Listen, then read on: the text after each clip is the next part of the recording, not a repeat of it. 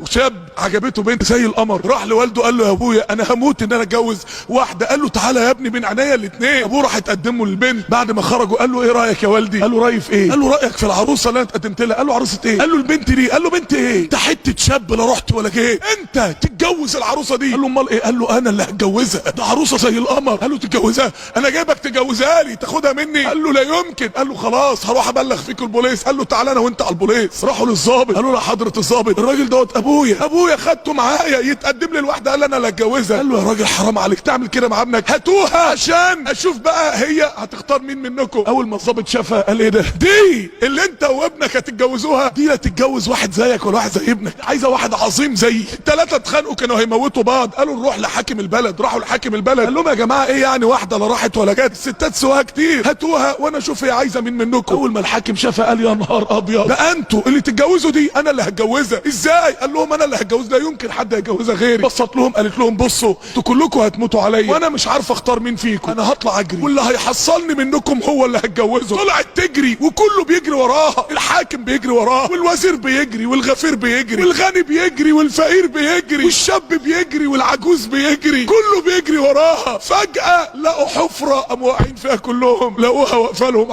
على طرف الحفرة بتبص لهم بتقول لهم انتوا عارفين الحفرة دي ايه؟ دي القبر، وانتوا عارفين انا مين؟ انا الدنيا، وانتوا عارفين ان كل اللي قبلكم كانوا بيجروا ورايا ولا واحد عرف يحصلني، كله وهو بيجري ورايا لقى نفسه وقع في الحفرة. فجأة الناس هتموت على الدنيا، مفيش حد بيحصل الدنيا، بس خد بالك الكفن ده هو هيتلف حواليه وهتنزل تحت التراب، مش هتتسأل ساعتها عن الشغل قبل ما تتسأل عن الصلاة بتاعتك، عملت ايه في الصلاة؟ الرسول عليه الصلاة والسلام بيقول اتاني اتيان، اتنين ملايكة جولوا بالليل قالوا له انطلق. راحوا بيه فين؟ راحوا للمكان اللي الناس لابسة فيه اللبس ده، راحوا بيه للمقام.